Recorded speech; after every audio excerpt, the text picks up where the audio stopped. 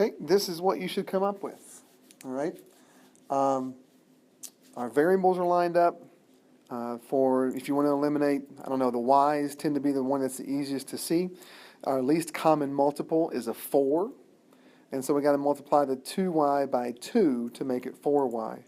And when we do, we get negative 6x plus 4y equals negative 18. Okay?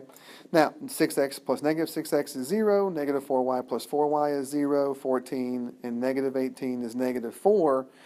And so we get 0 equals negative 4. Now, obviously, 0 does not equal negative 4.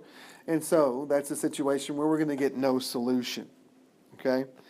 Now, what would infinitely many solutions look like? You'd be solving your equations and get down to something that looks like 0 equals 0.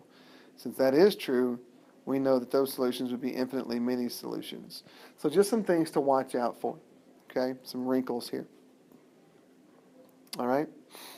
All right, got another one here, 7. Take a look at number 7. And the thing with number 7 is that the variables aren't lined up, and so you're going to have to be careful here. The variables aren't lined up, and so we've got to make sure that they are. So 6x plus 4y equals negative 2. To change this around would be pretty easy. Just flip-flop these two guys. 3x minus 8y equals negative 11. And then I'm going to sort of mark this guy out so I don't try to use him. Then we can go through our elimination process. So now that we're here, go ahead and we'll try to work this out the rest of the way. Again, stop the video, start it back up when you're done, and check your answer. Okay, this is what you should get.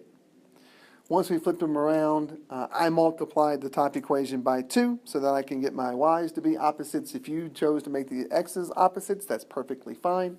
But either way, you should come up with negative 1, comma 1. If you're not getting that, you need to come in and see me during STAR or after school, and we'll figure that out. Okay? Now, number 8. Number 8 also may notice that the variables are not lined up. And so we're going to have to get them lined up. And lined up means x and y on the same side of the equal sign. Okay? All right?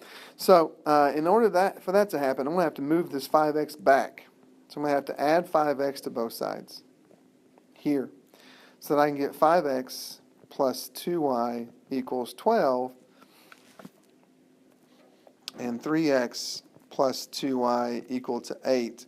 And then worry about doing my elimination process for these two guys. Okay?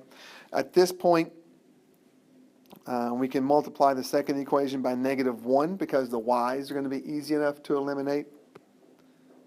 So we get negative 3x minus 2y equals negative 8. We would mark this guy out. Add those two equations together. We get 2x plus 0 equals 4. Divide by 2, and x ends up being 2. Then we can substitute this guy back up into either one of the original equations. And so I'm going to substitute into the second guy because the y is really close to being isolated already.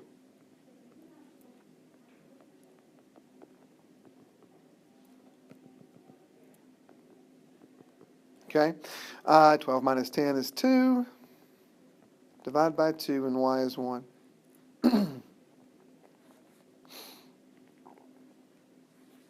So 2 comma 1.